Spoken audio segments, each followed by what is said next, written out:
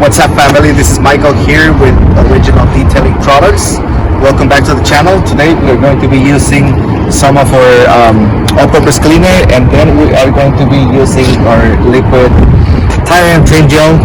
We are going to be cleaning and restoring this plastic right here. If you guys can see, it's very dulled, so it already lost a lot of color. So we're going to be using some of the products to clean it and to restore it and bring it back to original look. Okay, so the first thing you want to do is I want to show you some of the like a good before and after. So I'm going to grab some of the tape.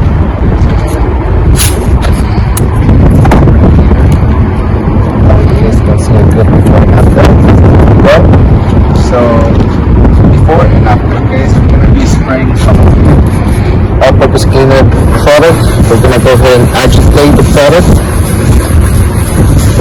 I don't know if you guys can see on camera, but it's looking really nasty right now, and it's just because this has never been treated before, and all the grime that you collect from years, it's sitting right here.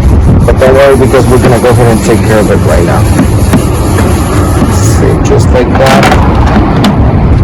Let's go ahead and grab one of our clean microfiber towels.